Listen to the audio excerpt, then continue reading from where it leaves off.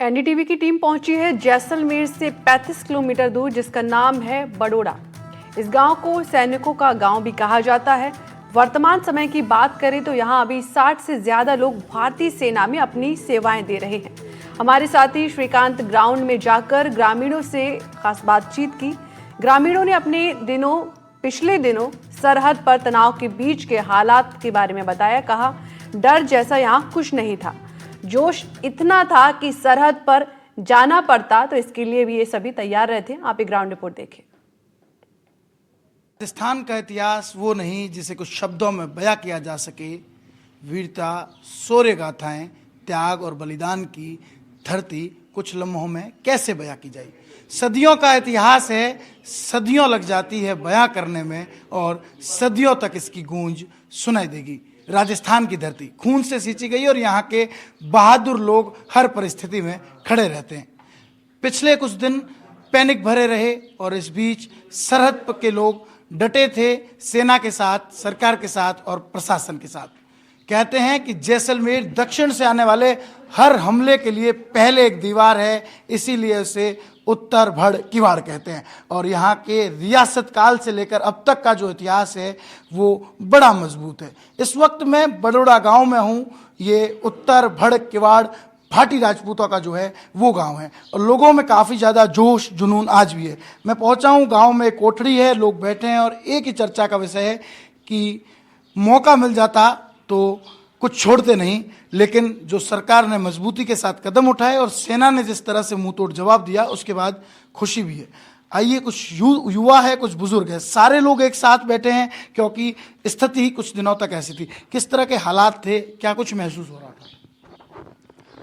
जैसे कि आपने अभी बताया, भटकेवाड़ भाटियों का जगह ही है, तो यहाँ पे डर का माहौल तो इतना नहीं था क्योंकि हमें पता है कि भाई अगर आज को कुछ होता है तो सब मजबूती के साथ खड़े थे कि अगलों को क्या दिखाना क्या नहीं दिखाना। बाकी हमें हमारी एयरफोर्स पे भी पूरा भरोसा था, S-400 और आकाश और जैसे कि हमारे एयर डिफेंस सिस्टम है उन पे भी हमें पूरा भरोसा था। अभी 2 दिन पहले जो वो मिसाइल गिरी यहाँ पे, जो ड्रोन गिरा था, उसको भी काफ़ी हद तक उन्होंने डैमेज कर दिया था, लेकिन आगे का हिस्सा जो गिरा उसको भी पूरा डिफ्यूज़ कर दिया गया है अभी तो हमारे वैसा डर का माहौल यहाँ पे इतना नहीं है। बाकी जोश में है सब कि अगर कुछ करने का मौका मिलेगा तो ज़रूर करेंगे। देखिए, ये वो तमाम युवा है जो भविष्य में देश पर जब आज आएगी तो ये लोग खड़े रहेंगे। कुछ और लोग हैं, उनसे भी बात करते हैं। किस तरह का उत्साह जो है वो था 3 दिन तक, कैसा माहौल था? ये जो पाकिस्तान द्वारा बार बार जो आतंक की घटनाएं करने भारत में जो बार बार की जा रही है, लोगों में पहले से ही गुस्सा है कि बार बार जो ये पुनरावृत्ति हो रही है इस प्रकार की घटनाओं की, तो कुछ ना कुछ है जो पड़ोसी देश से जो पोषित आतंकवाद है उसके खिलाफ कार्रवाई होनी चाहिए।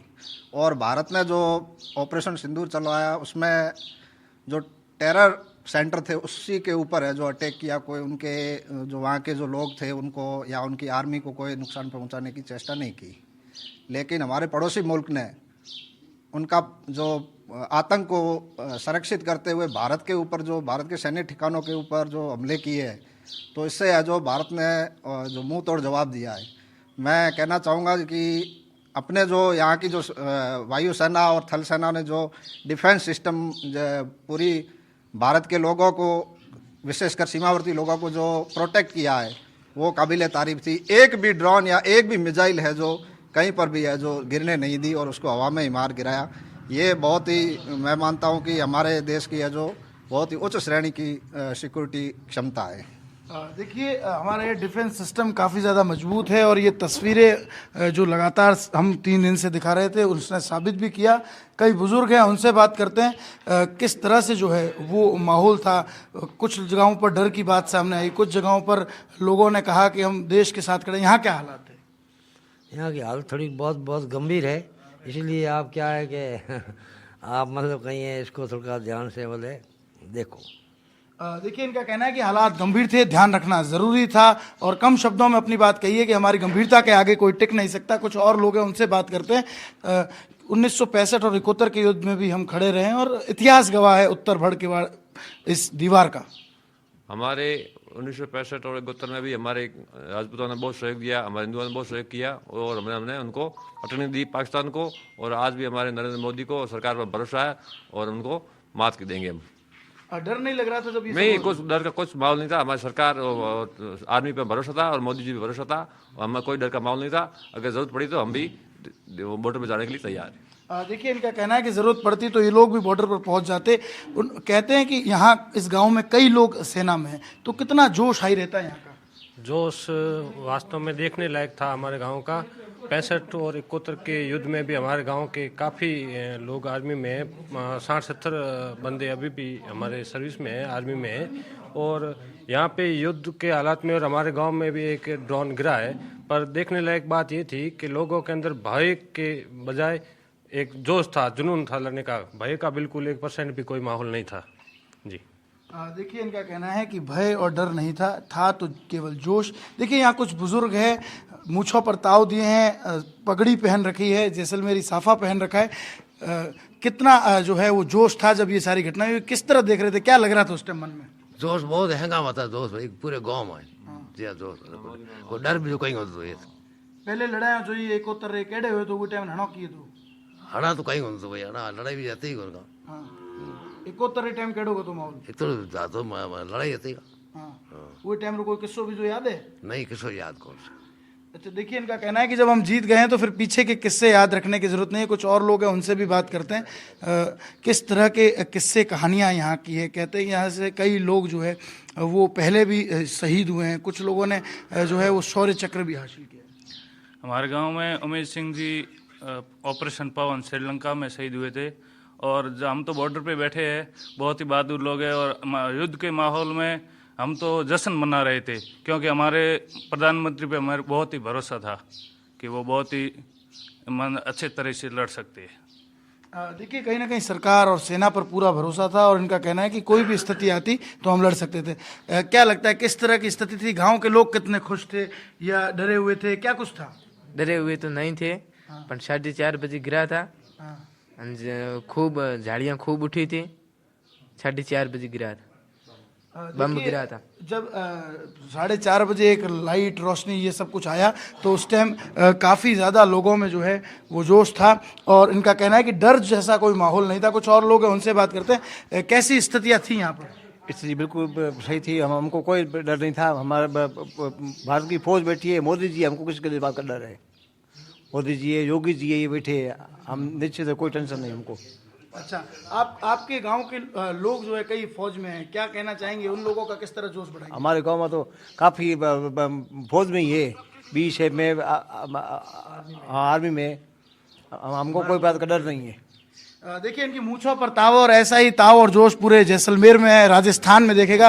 कहते हैं कि राजस्थान की धरती को जो है वो खून से सींचा जाता है। किस तरह का माहौल था और क्या जो है वो लगा है उस वक्त? माहौल के हमारा जोश पर था, हमारा को हो गया, ड्रॉ हो गया उसने, जो हमारा जोश है। हमारा मोदी पे भरोसा है, मोदी जी, हमारी आर्मी लड़ रही है, हमारे को कोई डर नहीं है। 1965 और 71 का कैसा इतिहास है जैसलमेर का? बहुत बढ़िया है, अभी आज ही जारी है हमारे।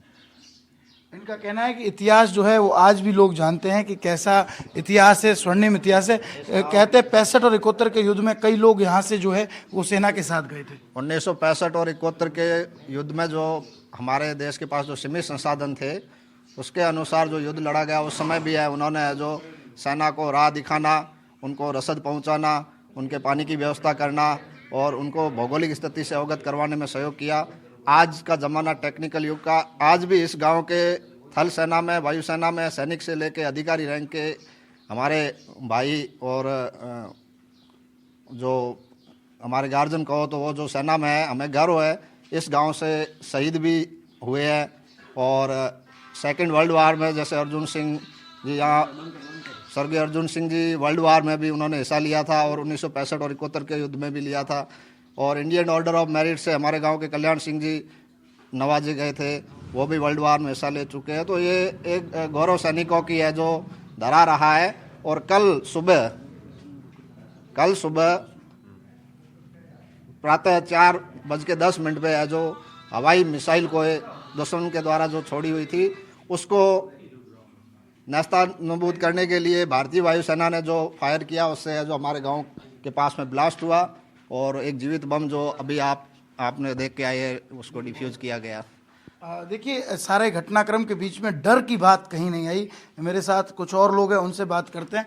कहते हैं कि जब रियासत काल था तब भी जो है ये इलाका ऐसे ही अजय रहा है, वो क्यों कहा जाता है? हमारा रियासत काल में भी हमारा बहुत जुनून था और हम कभी भी डरे नहीं, सीमा पर बैठे हैं। हमें बहुत जो जुनून से साथ बैठे हैं, ना कोई डर का भय अभी भी ना पहले भी था। बहुत ही 1971 में 1965 में भी हमने मुंह तोड़ पाकिस्तान को जवाब दिया, अभी भी हम मुंह को तोड़ जवाब दे रहे हैं। मोदी जी की ये मेरी बहुत सरकार है, आर्मी पे भरोसा है और अच्छा बहुत काम कर रही है और हम भी ना, हमें कोई डर का भय नहीं है हमारा। देखिए, डर और भय जैसी कोई बात नहीं है। ये वो तमाम लोग हैं जो सरहद पर डटे हैं और जब ज़रूरत पड़ती है तो ये लोग सेना के साथ खड़े होते हैं। अभी भी इस गांव के कई लोग सेना में हैं, डिफेंस में हैं, बीएसएफ में हैं।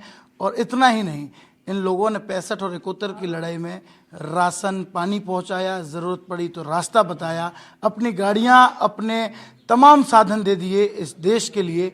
और जब देश प्रेम की बात करें तो मुझे लगता है कि इस पश्चिमी सरहद से जो गूंज उठती है वही पूरे देश भर में फैलती है और यही गूंज जो है वो उन तमाम आतंकवादियों तक भी पहुंचती है जो इस तरफ जो है वो नापाक निगाहें गड़ाते हैं, तो उन्हें ये गूंज जरूर थर्राती है। श्रीकांत व्यास, एनडीटीवी, जैसलमेर।